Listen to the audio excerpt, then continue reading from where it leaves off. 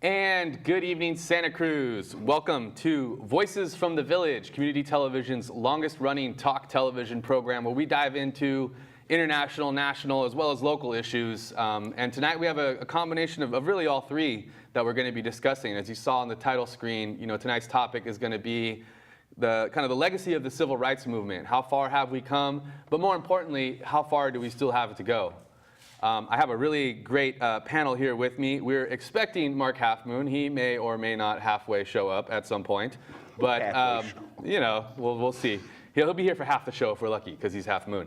But no, with me tonight, I'm proud to say here at the table, actually going to be able to talk with them, our Associate Professor of History at UCSC, the esteemed David Anthony. Always a pleasure to have you on the show, David. Thank you for joining us. Thank you for having me. And a man who's a man of many organizations here in town, all of which I'm a fan of. I love to have him on the show. He's a member of the board of the Community Action Board, which will be celebrating its 50th anniversary this year. Yeah. Super awesome, amazing program, doing wonderful anti-poverty work here in Santa Cruz County. He's also the chair of the Santa Cruz County Community Coalition to Overcome Racism, SCORE, AKA. And in addition, he's also active, and he's the current president of the Santa Cruz chapter of the NAACP. Welcome, Simba Kenyatta. Thank you. Yeah. Thank you. Gentlemen, this is a rich topic, and I just want to kind of open the floor if you have any thoughts to kind of lead it off with. As we know, we've just celebrated the federal holiday honoring the life and work of Martin Luther King.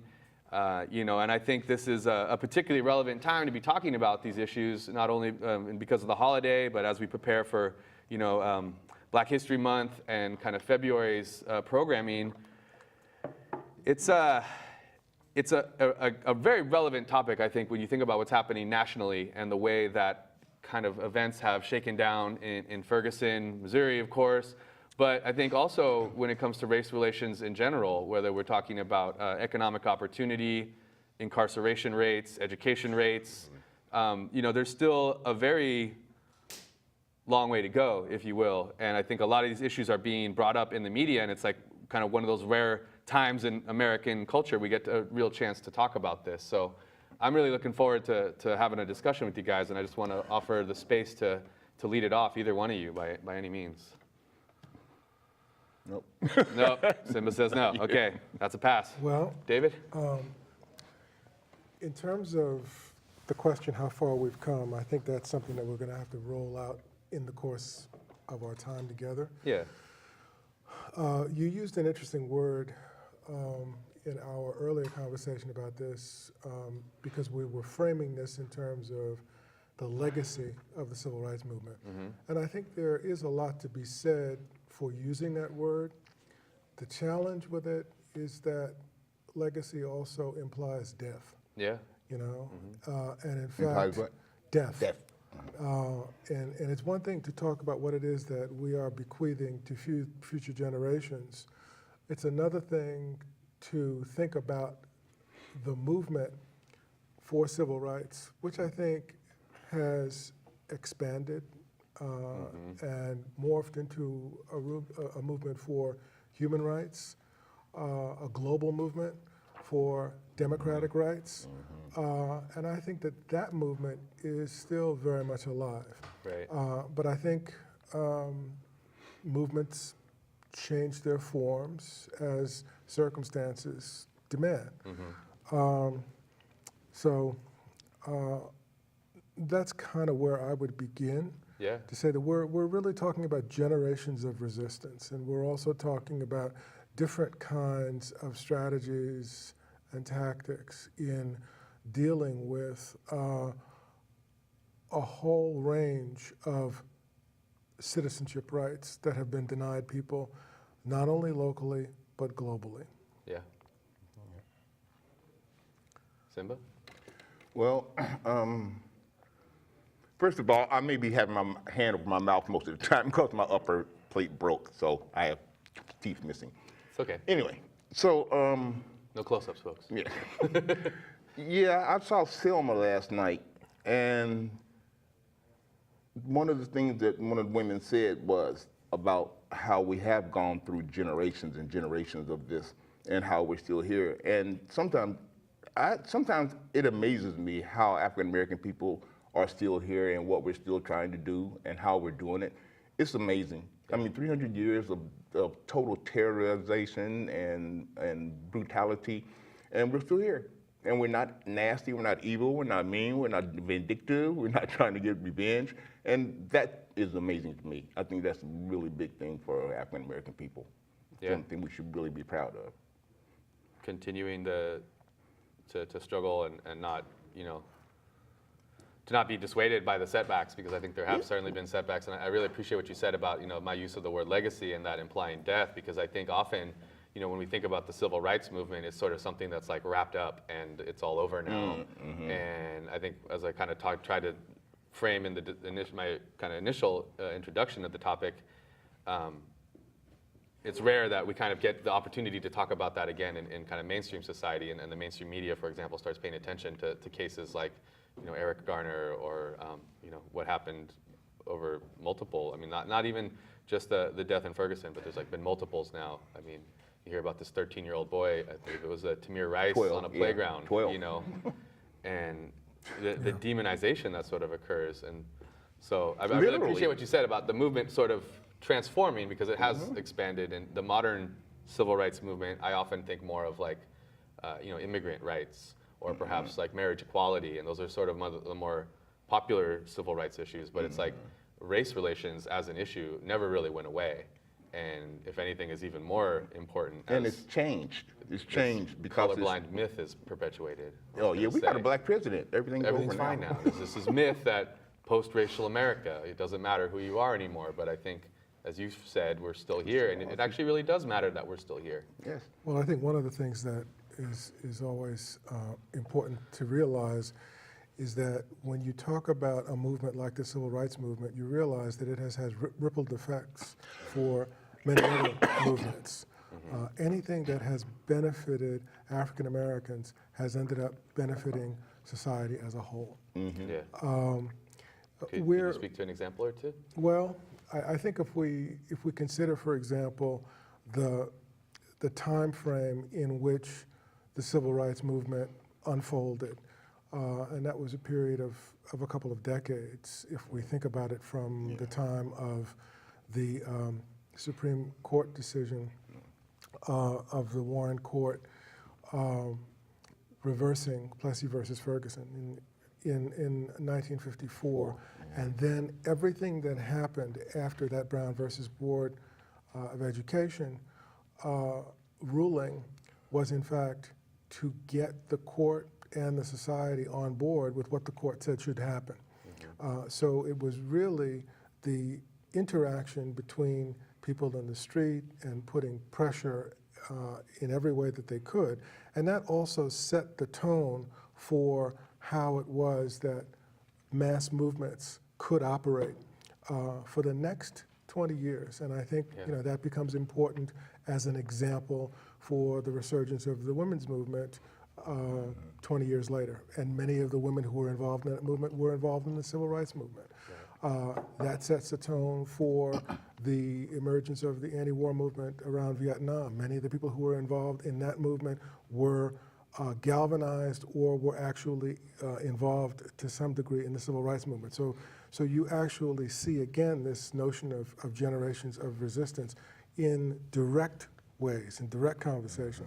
And we're also at a period of anniversaries.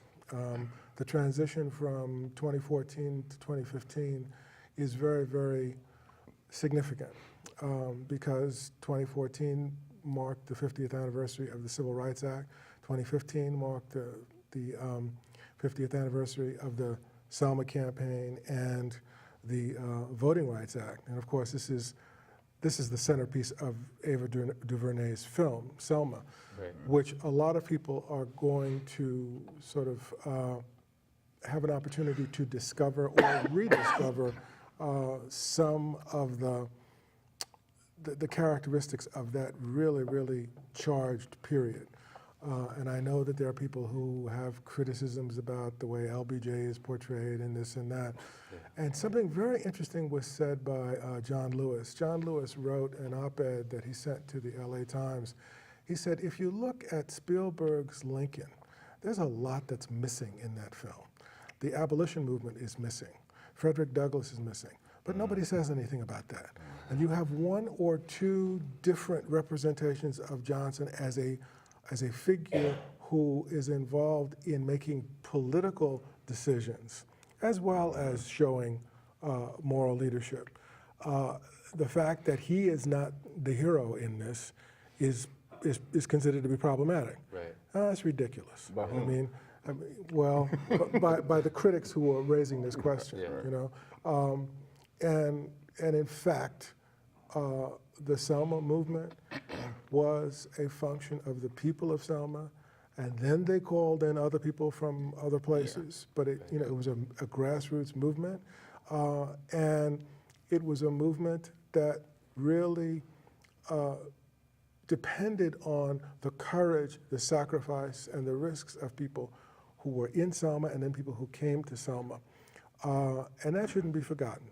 Yeah. So whether or not that film is given awards, the quality of the film is its own reward for the people who watch it and learn from it. Yeah, and just making that history more accessible to people. Yes. You're going to inspire folks who will then take it upon themselves to get deeper than a film. You know, it's Yes. fine that it's great, in fact, that we have this film as a tool to introduce this history. But you know, as you're saying, it's sort of not adequate in and of itself, right? There needs to be concurrent education, Yeah, the and context was empowerment missing to go with it.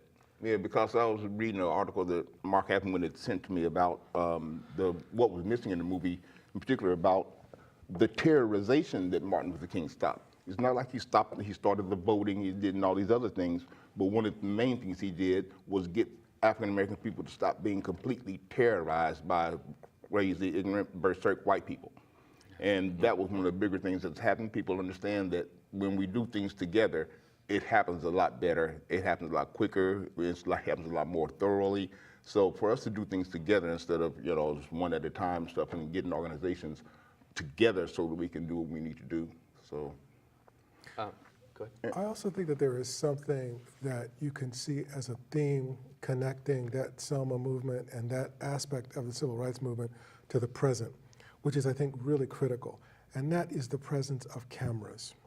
Mm-hmm. You know, if you think about the effect of seeing what was happening on Bloody Sunday when people were crossing the Edmund Pettus Bridge and then they were attacked by the police, the fact that that was filmed really made a difference. Huge. Because then it elevates what happened from lore, from a tale, which allows people to say, oh, I didn't do that, or that didn't happen, or that was exaggerating. Yeah. You know, all of a sudden now it is in your living Plain room, as day. and there's no question about it. And that has become a critical feature of the new movement to shed a light on police. Yeah. And really from the time of Rodney King in 1992, Right. when we were still talking about video cameras. But now that we can do this on our phones, that's what has pushed the conversation to talking about cameras on police. Police officers, right. Yeah, that seems that you would think that would have a big effect on how people deal with things, but we sat and watched Michael Brown be choked to death. Didn't make any difference. Eric Garner. Yeah, Garner. Yes. Watch Eric Garner be choked to death Right. on film, and it was in front of everybody, and it made not a bit of difference. Still So acquitted of manslaughter, murder charges. Yes, we still have the same problems, even though we may have video it, and we may chronicle it, but we still have the same problems, which is what I'm watching. One thing I'm thinking we were talking about, I kept thinking about this, the generation that's coming up now, and how there's a big disconnect between what they're trying to do in terms of rights and what we did in the past in terms of rights. And there's this kind of a disconnect that they're still thinking, a lot of young people thinking, that's what y'all did a long time ago. That was just civil rights movement. Our civil rights movement is about mass incarceration. But there's still not the organization that needs to be in place for this to be fully vetted, for them to be fully against it. There's just, I don't think there's not quite enough organization among young people. even though they understand what's going on, they understand how it's going on, but how to stop it is something that we've been dealing with for, hundreds of years, and it's still going on that we don't know. How do we stop this? How do we stop it first, we got to stop it among ourselves, which is another entirely different story. But I just think that, like I said, the context of terrorization, that it's kind of still there for African American men. We're still in a state of terror that that you can have your life ended at any moment when you run up against a cop. And that hasn't changed. And that has to change. And I'm not sure how we're going to do it, but I know we have to do it. Like you said, body cameras. I've been trying for years to try to get a citizens police review board, which I think is really necessary. And I keep hearing people go, oh, we don't have that kind of a problem in Santa Cruz. Well, they don't call them. And there shouldn't be worry about having a review board, They right? call me. They call me. Young black men call me at least twice a year. I have some young black men call me and say, I just got jacked up by the police. I don't know what to do. I don't know who to go to except you. You're the only person I know that I can talk to about this. And I can't do anything about it because I'm not their representative. I'm not their lawyer or whatever. But I know as a chair of the NAACP and other organizations, I can try to bring it to the forefront. Because there's one young man that we talked about yesterday at the rally, a friend of my son's got jacked up by the police. He didn't really do anything, but he kept asking him to go to the bathroom. He kept asking for something, and they stuck him in that torture chair. I don't know if how many people are familiar with the torture chair, but a lot of jails and prisons have a chair when they think you're out of order. They sit you in a chair and strap you, and it looks just like an electric chair. Your wrists are strapped down, your legs are strapped, strapped across your chest. You cannot move at all, and your head is immobilized. Well, yeah. Yes, so you are totally immobilized, totally at their discretion, whatever they want to do. And this young man ended up peeing on himself in there, and a 30-year-old black man, that just did a job on him. It just, and we don't know I don't know what to do. How do I stop this? How do I get these young men to go, okay, I'm not in trouble. I can go out and be a normal human being. You don't have to worry about getting jacked up or shot or whatever and stuff. I don't know how we're going to do this, but that's the thing that bothers me the most right now, is our relationship with law enforcers. So you mentioned the rally yesterday, and so our viewers who are not aware, Simba, a local prison abolition group, along with the whole coalition of other folks, including NAACP, Research Center for Nonviolence, Project Pollinate, SCORE, a lot of different groups came together to hold a Cages Kill rally down at the clock tower yesterday, right? Could you tell us a little bit more about that?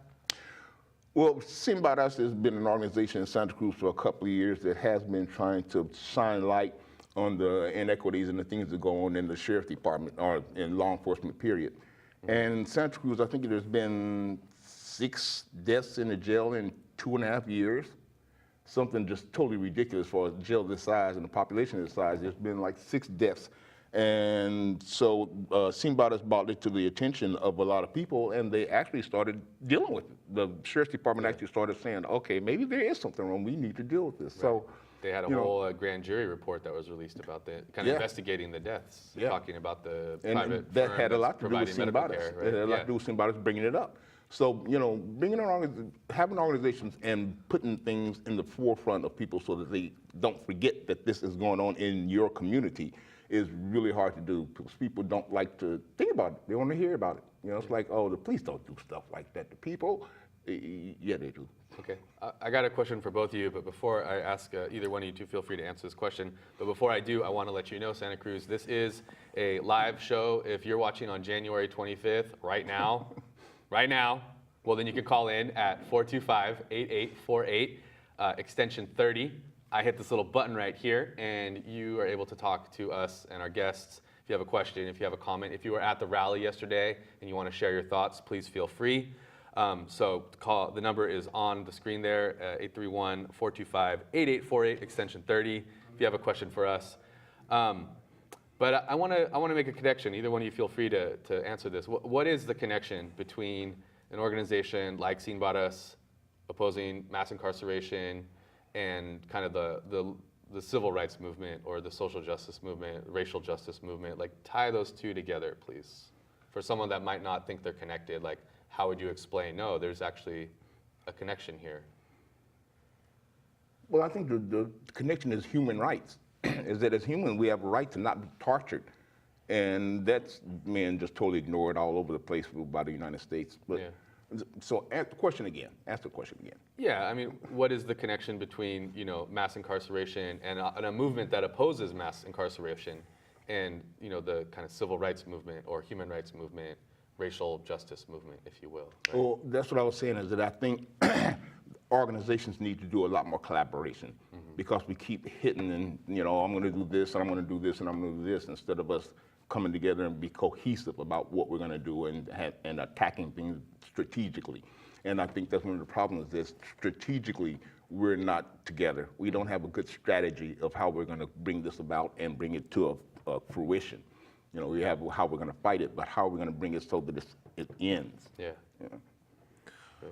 I think one of the issues is the scale of incarceration, which is why within the last decade, people have been talking about the growth of a prison industrial complex. Incarceration is a big business now, particularly in the privatization of prisons. And a lot of this, I think, for many people, seems to occur under the radar.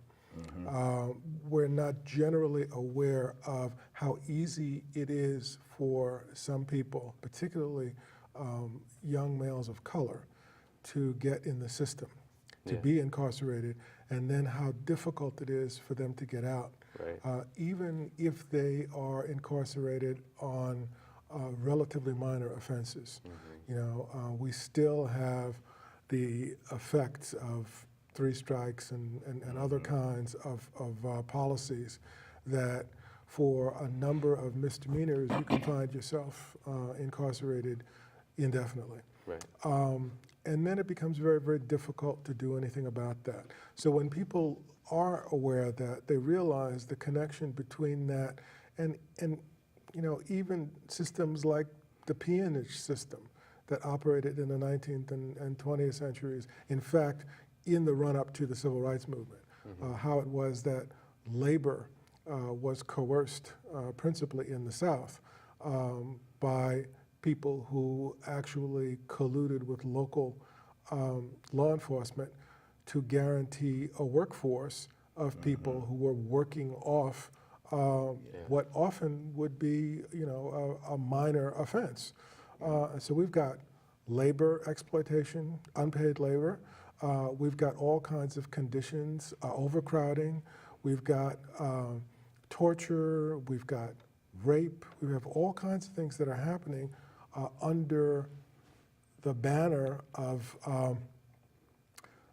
more effective incarceration, you know, that kind of stuff. So there really is a clear relationship between this and a movement that would question and try to change that, and the overall thrust to improve the circumstances of people in terms of their civil and human rights. Right. These things are very closely connected. Right. Thank you. That was well stated. And you know, I can't help but think. I believe it was the 14th Amendment. Don't quote me. But one of the amendments that actually did outlaw slavery made the exception for incarceration. Yeah. Yes. And so, you know, Yes. slavery is abolished except for in the case of, you know, incarceration. Yes. And there's this kind of concurrent rise of, you know, as you said, like this, like the industry around prison and how it's really become a large business and how that is really ultimately a source of cheap labor. And you know, half the time you call a telemark or you call a customer service and you very well might be speaking to a prisoner, prison labor. Right.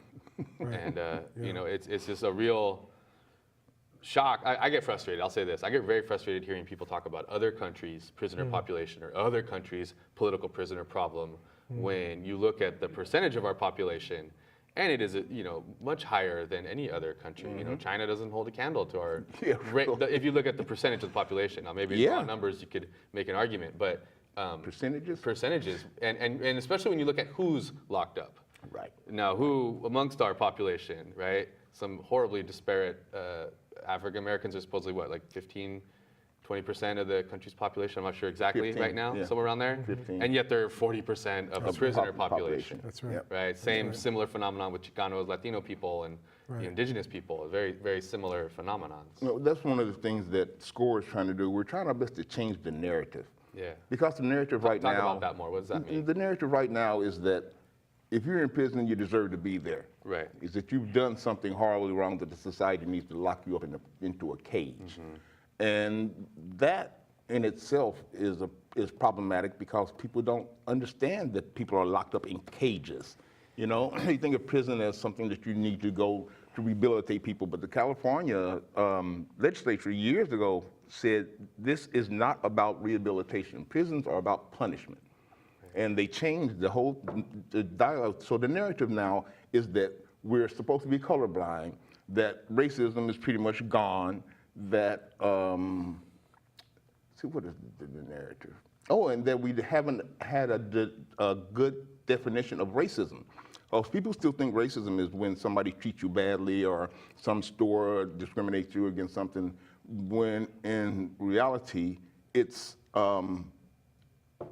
so pervasive, you know, that it's really hard for people to get their minds around it, you know, that this is... People think it's all like, clans and lynching. Yeah, right. They don't... Racism has become much more structural and institutionalized. Yes, that's why I try to get people to read Michelle Alexander's book, the New Jim Crow, because it talks about how people have become third, second class, fourth class citizens, you know. We used to be 3/5 of a person, now we're 4/5 of a person, you know. So the narrative is totally wrong, and the definition of racism, because we try to get people to understand racism is prejudice plus power. It isn't just being prejudiced, because, you know, when we talk about black people having reverse racism, which is completely ridiculous, because you can't reverse racism because we don't have the power to impose that racism on people. Where are the structures of power that are... So we need to change that whole narrative of why people are in prison, why people are poor, because we've got, you know, Mitt Romney last time, you know, talking about this 47%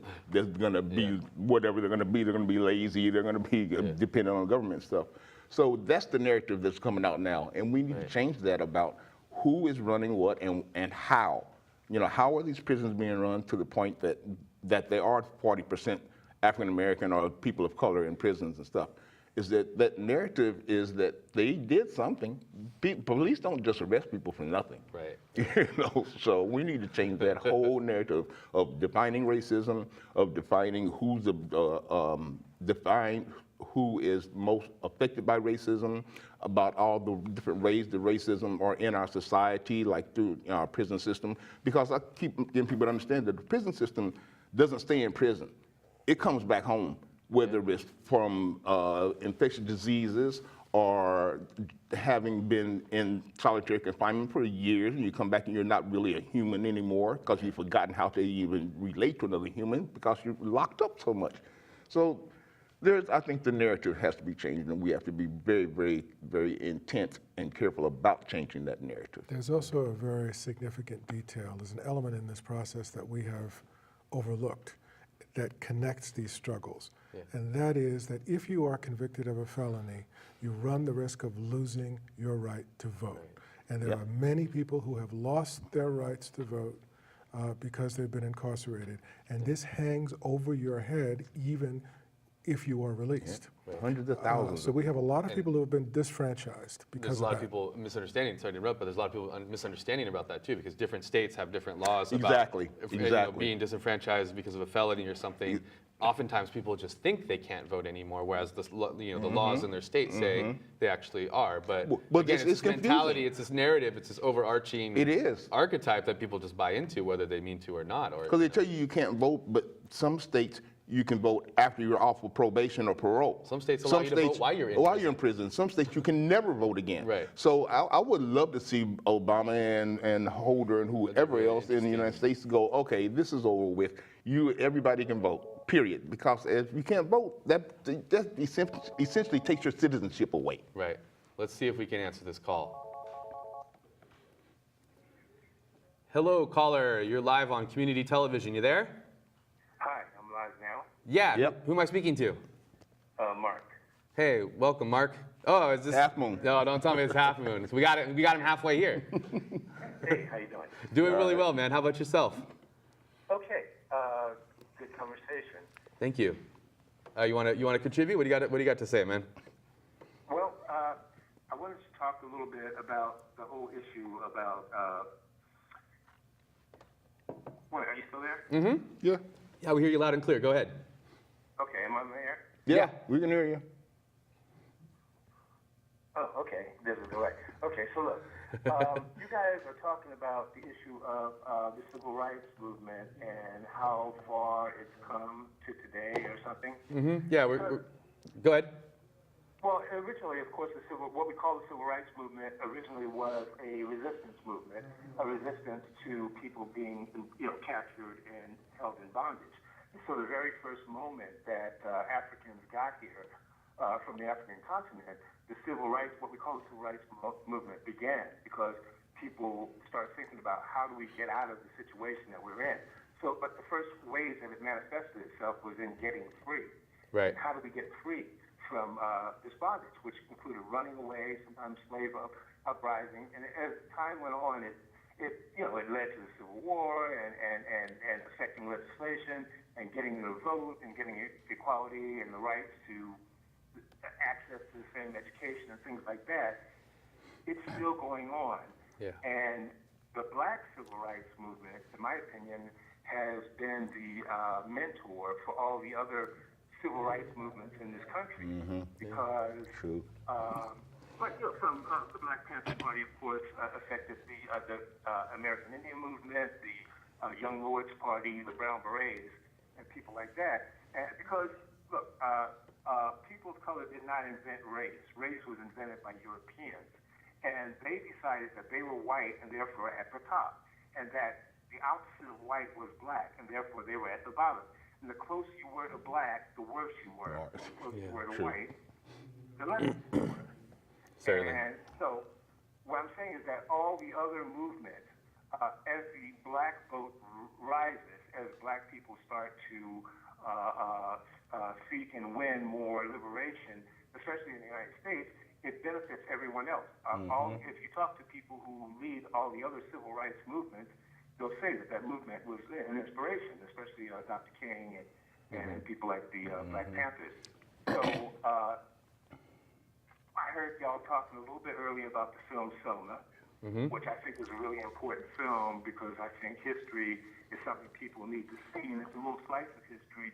But we were talking last night, Simba and I, about how the film is shown, and what some people may miss is that it's missing its context. The context was that these people didn't just decide one day, let's just jump up and go demonstrate because Oprah didn't get a chance to vote. It wasn't just that. It's just that people for generations, their whole lives and the lives of their fathers and grandfathers and mothers and aunts, uncles, and cousins, they've all been brutalized and subject to random violence with impunity by whites, and it was totally illegal. In effect, black people lived in a state they lived in what we would call now a brutal fascist dictatorship, where they didn't have the right to vote. In America? So they didn't have any chance to decide how to vote, but it was fascist because it was this state that made laws that enslaved them and brutalized them, and it was brutal because any citizen of that state could brutalize them with impunity. So these people lived in a fascist, brutal So when we think about that, we think of East Germany and stuff like that. Right. But what I'm saying is that these people lived in that situation for a long time, and we've been able to overcome it slowly with all kinds of, whether it's been legislation, demonstrations, movements like the Black Panther Party, various things have happened to change that, and all the other movements have taken that in the United States as a lead. And so in that way, I think it's a successful movement, but its work is far from done. We're not like at some point in the future where, okay, now it's all done, we can all go home now. No, there's been some changes. Like, make no doubt about it, things are definitely different. I disagree with people who say, oh, nothing's changed, everything's exactly the same. No, it's not. No, things have changed. Right. there's some changes, but some things have changed for the better and some things have changed for the worse. Right. So there are changes, and what we want to try to do is get 2 steps forward if we're taking 1 step backwards, as opposed to, 1 step forward, Yeah, 2 right steps around. backwards. Yeah, one of the things that hasn't changed is that you're talking about the police and people doing things with impunity, that they're still not being punished in 2015. They're still not being punished for killing and brutalizing black people. Absolutely. Yeah. And that is one of the blind spots in this country. That's one of the areas that we still, do you remember what it felt like when we first saw the Rodney King tape and we saw, we said, hey, look, everybody's going to see it now, what we've been complaining about the whole time. Right. People are finally going to see it and believe us. And wow, they didn't. And so that's what I heard. And it's still happening. Eric Garner, Yep. So Yeah. there's a lot more work to be done, but people have to get over their defensiveness and their automatic knee-jerk fear of a black planet. True. You use the word fascism, and not that I don't think America's got some fascist tendencies, but I wonder, and I would suggest maybe the word apartheid, because you have this whole separate, unequal system, and United States government took a long time, but eventually got around to condemning this apartheid system in South Africa. It was a worldwide movement. The leaders were finally forced to follow the people that had kind of blazed the way. But there's never really an acknowledgement that we had just as bad, if not worse, of a system here in the United States. Well, I think the fascism definition is that we were denied to vote. And when you Certainly. can't vote, that creates a dictatorship. Also, fascism is a form of radical authoritarian nationalism. That's what came to prominence in early 20th century Europe. But, what I'm saying is that radical authoritarian nationalism. You can define what we experience as that. Certainly. Fascism also heavily depends upon the suppression of any kind of dissent through force, and Military, the monopoly of paramilitary. force is always the police and the military, Yeah. and those elements still exist. Yeah. Yep. Yeah, whatever you call it, it's Certainly. the same. Right. Speaking of which, we do have the question of the militarization of police, even Perfect segue. in Even here. little old Santa Cruz, Santa with Cruz, the yeah. Bearcat controversy. Yep. So what do you think about that? What do you think about how, is it necessary? Is it completely unnecessary? Is it more militarization? Is it? I think that the police are very well armed. In fact, you've got, very few groups of people in this society who are armed. You've got the police, you've got some people who are on the other side of the law, and then you've got people who are very aggressively, demonstratively pushing the NRA's agenda. Now, I don't think that there shouldn't be a right to bear arms. I think that is, a Yeah. constitutional right, but we're not really talking about that. No. We are talking about a monopoly of terror, because when you have small town police forces getting the kind of heavy weaponry that the South African military had, or the South African police had, something's wrong. They want to use it. They want to use it. It's kind of like if you have a, anything that you have, You you're have to going find to an use. excuse. if you have a hammer, the whole world is like a nail. Right. And that's what's going on, is that they think, that's what I was saying earlier about people not understanding why people are in prison. Because if they could understand why people are in prison, they would understand why we have to be so militarized. But if that connection is never made, it kind of disputes itself, and if you don't make that connection. Yeah, you brought up something that made me think of kind of the double standard around the use of force and who is or isn't allowed to use force. Because I think that's a racialized question. Yes. And I think yeah. of the rancher, I believe it was Clive Bundy, yeah. right? Yeah. They would Could you weapons imagine, on federal agents if you they imagine, were black or brown. if those are black or brown people, My God. a bunch of armed Indians, a bunch of armed Asians, doesn't matter. Insert No, any they other didn't. They people but weren't white white. people Yep. into that equation, Yep. and it would have been a massacre. It would have been a Waco situation. It could have gone so brutal. There's just no way that would have ever flown if the no. Black Panthers had gone out there like, No, hey, no we're going way. to defend these cattle ranchers' right. even though he owes the government $1 million, obviously legally Yeah. completely binding agreements. You Yeah, know? that whole thing I think was so demonstrative of who we are and where we are in America, that these white folks can sit there and draw guns on federal agents. Yeah. And walk nothing away, happened. and walk away. You And can't then- even and then- you can't raise your hands as a black man and not get killed in America. And you hear about these people, you know, I can't remember the name of the two that ended up going and shooting a couple police in Las Vegas. in Las Vegas, said the Right? revolution that They were started. there at the ranch, and then these folks Yep. go out back out into society. Obviously, mental illness, drug addiction is all weird political ideologies, all sorts of Yep. reasons why this happens. But it's like when that happens, it's treated as the exception to the rule, right? Whereas no one's like, why is there the white crime problem? Like, why is there the white power problem? You know, that's not the narrative. It's very much the other way around. Well, it's What's like- with this black crime problem? You know, Well, it what's makes me with start the, thinking that it's like you're forced. It's like people of color are forced to represent their whole race, right? Right. And if they drop the ball for any reason, it's like indicative of the problem of the whole race. It's not an individual issue. Exactly. But that's again a double standard I just see really clearly represented in the media over and over again. very clearly, very clearly. I wanted to say one thing. Go ahead. I wanted to revisit the question of organization. I'm trying to think a little bit differently about organization now Yeah. because what I realize that can happen through social media is that you can create activity, mass activity internationally. I mean, this is what happened with the World Trade opposition. And with all of the Occupy movements, I mean, people got on Twitter, people got on Facebook, they got on here, they got on there, and they can make things happen. The question is, how do you take that energy and sustain it? Yeah. Exactly. But still, the potential to make things happen, even though it may be sporadic, even though it may be event-driven, is something that is a new phenomenon. Yeah. You know, that did not exist a generation ago. I do I do kind of stand-up comedy, and one of the jokes I make is like, imagine if Martin Luther King had a smartphone. Think of like the power that someone that dedicated, that committed, that talented had a resource like this, you know? And yet it's a double-edged sword because you're so connected that you're actually caught up in this like flood of information and distractions. So it's like, Yep. yes, we have the tools, but can we effectively wield them in such a media environment that's so saturated with distractions and celebrity gossip and a bunch of crap like that? I mean, like, There's a lot to cut through, and you're also Right. traceable. very much so. People ignore the studies that I think are really important.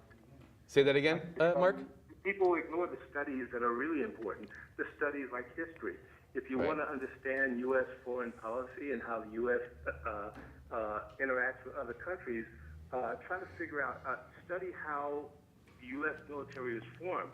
It was formed during, for the purpose, really, of fighting Killing Indians. or Yeah. killing Indians, Killing and Indians. removing them from their land. Yeah. And so U.S. policy has always extended beyond that. If you read an indigenous people's history of the United States, I forget the author's name, but that talks a lot about that. And the same thing about the police and the prison system.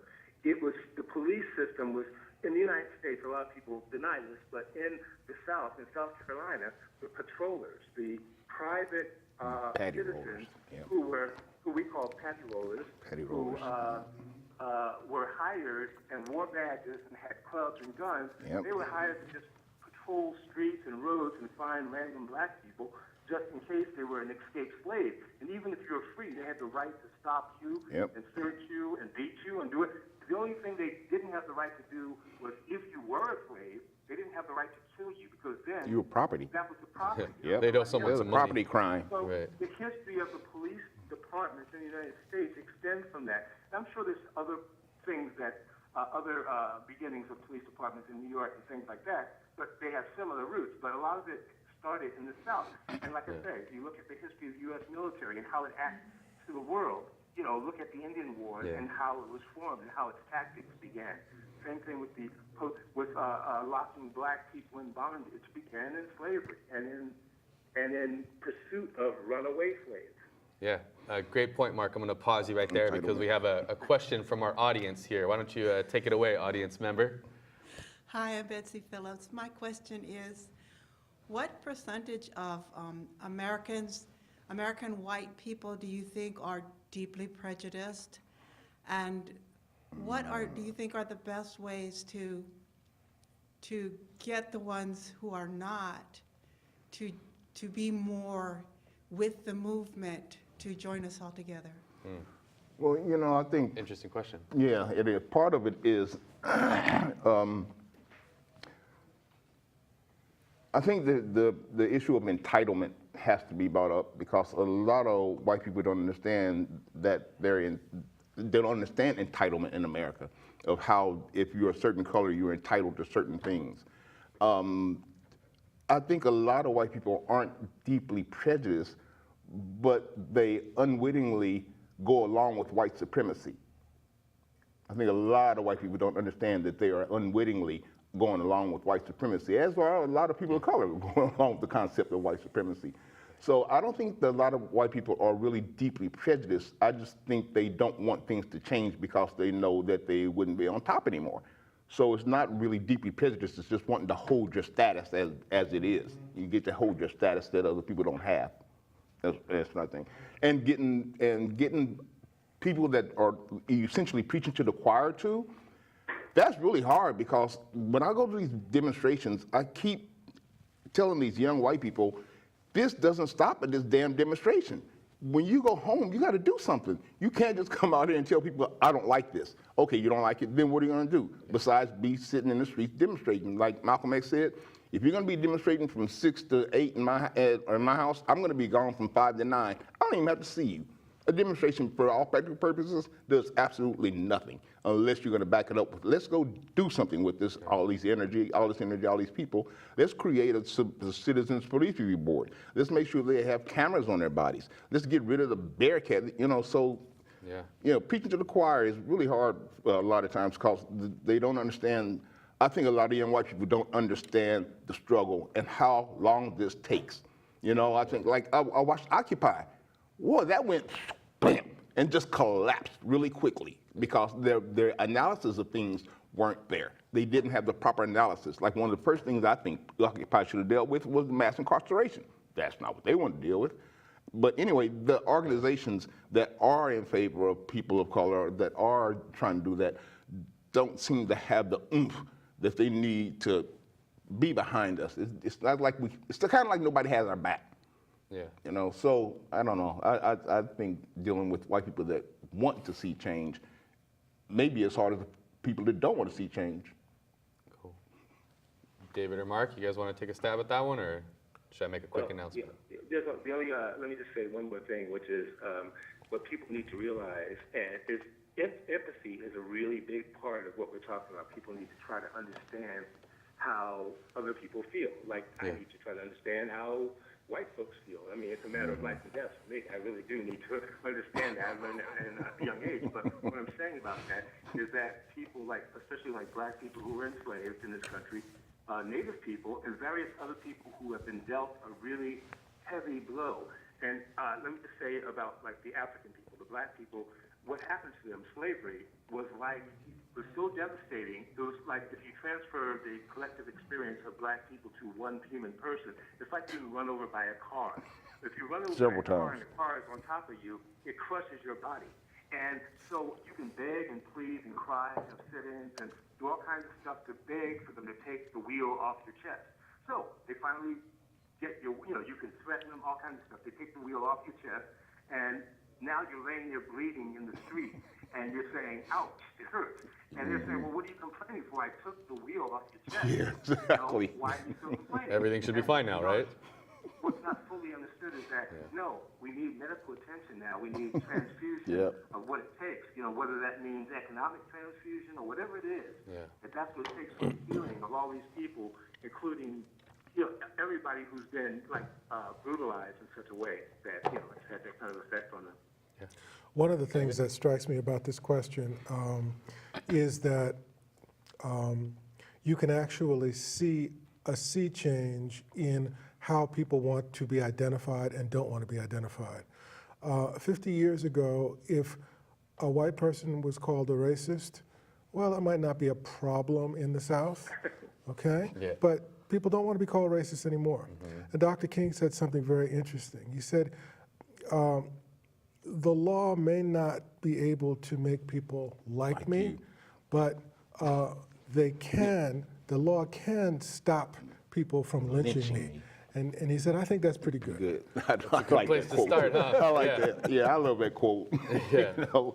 But you know, another quote that I just read, because I was looking at Martin Luther King quotes for the weekend, and one of the things I saw that he said was that he thinks that self-defense is just a natural right.